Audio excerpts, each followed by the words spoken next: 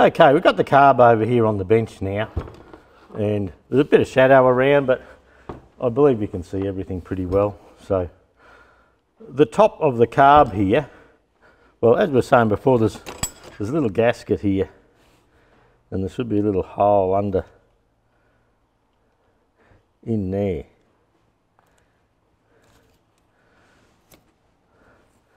That little gasket in there is one that lets the water in. And on this carby it's been taken out. No big deal.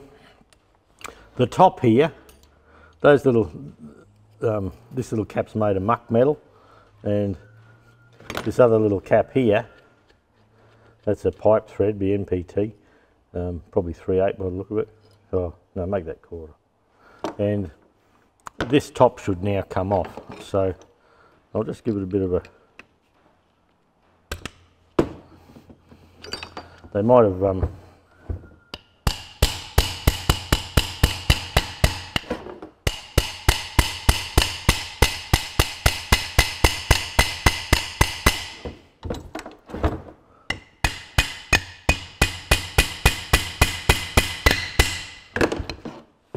I reckon they've siliconed this on as well.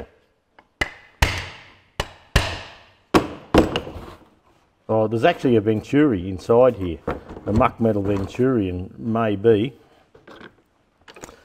with all the water it may have rusted in and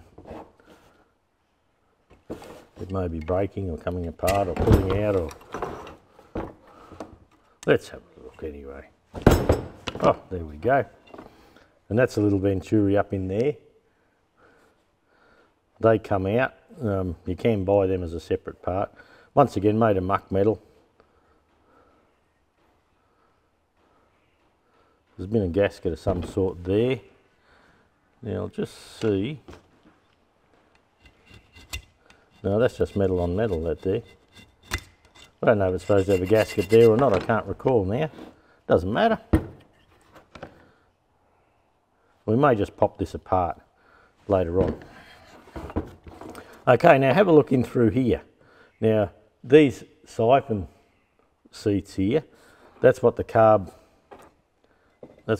screws into, or the throttle, the mixture needles is the word I'm looking for, screws into, and it's had the later ones put in. These are an aftermarket one, made of square hex, and yeah, look, that'll work fine.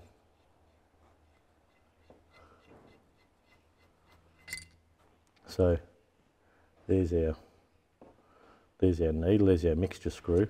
Now to hold these in, you have to undo this screw here.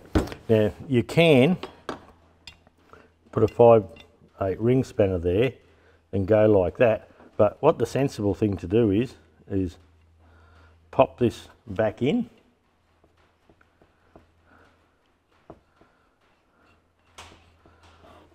I like to do this anyway. Pop that back in just so you can't push it out of shape.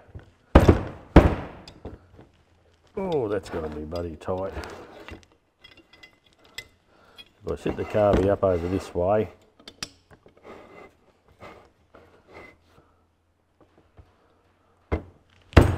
there we go.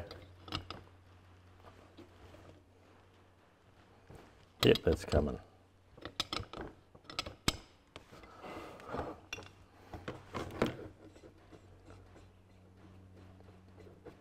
I think you can buy new needles.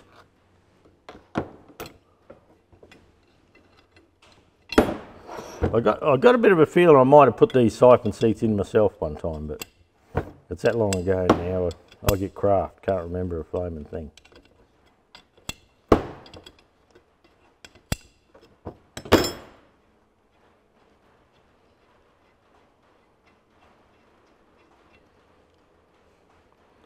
There's some muck around there.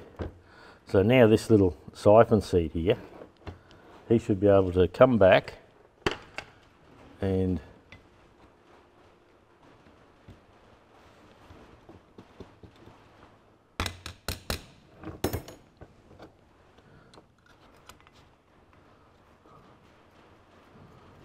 we'll screw the needle up there, and that gives us a little bit of a handle to give him a bit of a wriggle.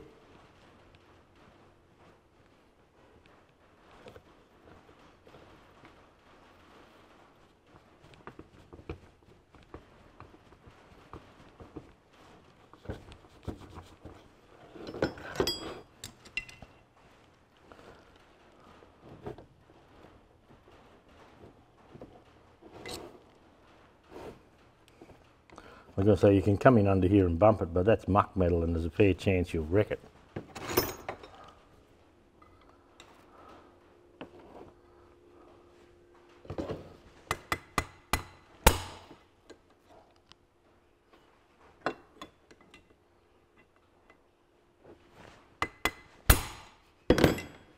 Yeah, you can see that's just starting to come now.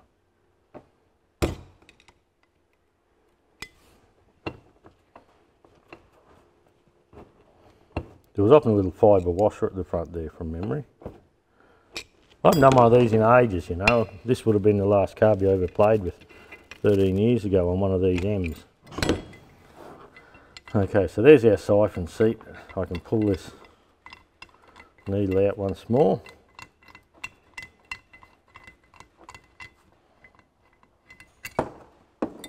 And that's what it looks like. So what happens is you can see a little dam wall over here. This is for the gasoline, for the petrol to come in. Now, if you overfill it with petrol, it comes across this little wall here, drops in there, and it still returns down into the kerosene. It still returns down into this fella here on the kerosene. So you have petrol here, hopefully at around this height here. It starts off at that height there, and with this fella sitting in there, he is just a bit above that height. Now, he's got to be above that height so the fuel just doesn't keep running down in and you don't flood stuff. So, and what happens is if you know how a venturi works, the air coming in and flowing past this venturi causes a low pressure area here, and in the venturi there, because it's a low pressure, it sucks the fuel up this little line here and sprays it out into the venturi. And how much fuel you spray up in there is metered by this screw. So when you want to shut your engine down, you just shut that down, screw him right off, finished.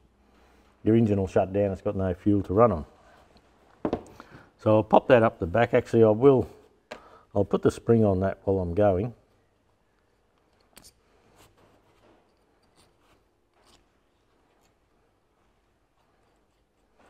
Just so I don't lose it, because I've been known to lose stuff. All right, so same story for this one. We'll pop him out.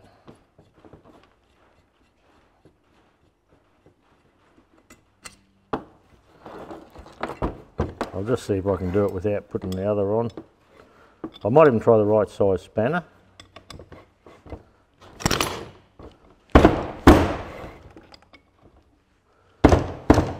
You don't really have as much trouble with things going out of shape when you use a proper ring spanner and it's supported all the way around on the 6 sides.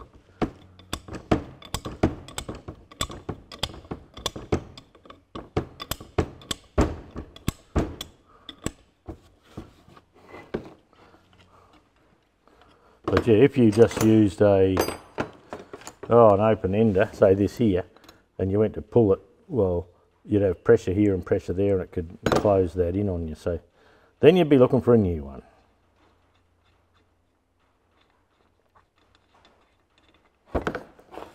Same again, we'll pop the needle up just to give us a bit of something to give it a wriggle on.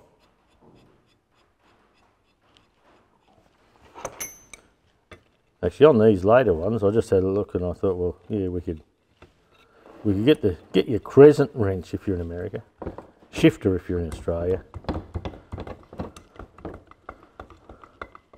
But see, on the muck metal ones, you wouldn't dare do this.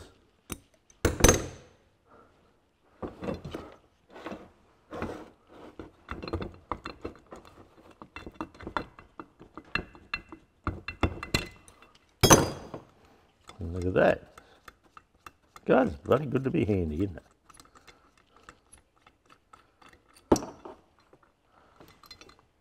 So initially we started out looking for how the water got into the cylinder, and we know it can't have been from the carb, but you can see with the corrosion and that on these bits and pieces, the carb needs dealing with anyway. So A little bit of extra work doesn't hurt when you're on your hobby, does it? Look at that, that hits that fella there. How dare it. Yep, here we go.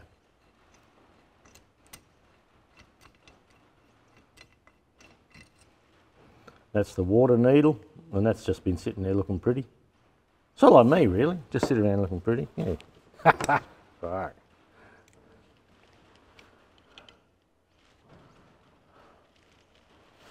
Okay, I don't think I'm going to worry too much about the other. Okay, my camera battery buggered up, so I'll put another one in. Now, these are the original siphon seats, and this is the aftermarket type one. I probably bought these from Starbolt or someone like that, I'd say.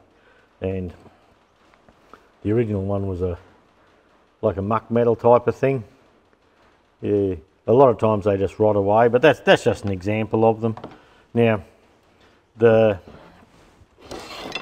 I've cleaned up the bottom of the gasket here, and you'll see when we put this gasket on the right way that the water comes up through the bottom and goes across. Now, I had forgotten there was a little a muck metal little hole there. I can't tell you what that's for. It's probably just a restrictor to not let too much water in. I don't know, I can't remember. But I think if we make the gaskets, we'll probably make them without this and with that. So we'll do two separate gaskets and see. So that was all. Oh, this plate here, I've actually got some laser cut plates. They go in through here. Well, you can't buy parts for these old girls, so I just like making bits and pieces, and we cut them out when we can and get them all done. But I haven't done any for ages and ages, so I'm very rusty on it. But that's a laser cut one, and I'll probably chuck a few of them somewhere. I don't know where. So that can do with the tidy up, no doubt. Now, down inside there, you can see where the water and the rubbish is. So we're going to bead blast that. Now, bead blasting, I use glass beads in my bead blaster for this sort of thing. And I'm going to try and clean up around here. I don't want to bead blast the outer of the carb here. I sort of want to keep the original paint if I can. I don't know how I'm going to save the paint, as in, you know, this dirt here. It's been washed and all that, but I'm going to try some CRC or WD-40 and a little brass brush and just see if I can clean it out that way. I'm just not sure. Now, this Venturi seat in here, I did make some of these one time, but I don't know what I've ever done with them. And on the top here, this valve here, that causes a restriction. So when the piston comes down, it's got an atmospheric inlet valve. When the piston comes down, the inlet opens up, but this also causes a bit of a vacuum there, so it gives it a chance to suck fuel up through here. So before I clean all this up, I'm just going to pull the centre out of here, just so I can clean the housings properly.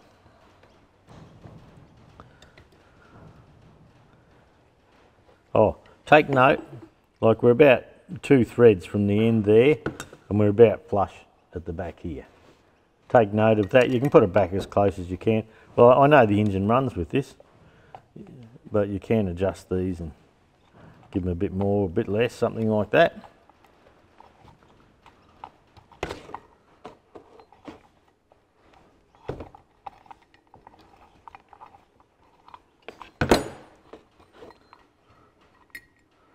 Okay, the nut's off the front. So there's our little valve. You could make one of them out of brass if you needed to. There'll be enough of these old engines around that you'd find a lot of spare parts about. And there's the, I'll put the nut back on that brass thread just so we don't lose it. I might clean this piece here up in the bead blaster. I may even clean this side of the washer, but I'll leave the outside once more. And I think I'll clean all inside here where the water's been. Try and clean inside without buggering up the paint out here too much.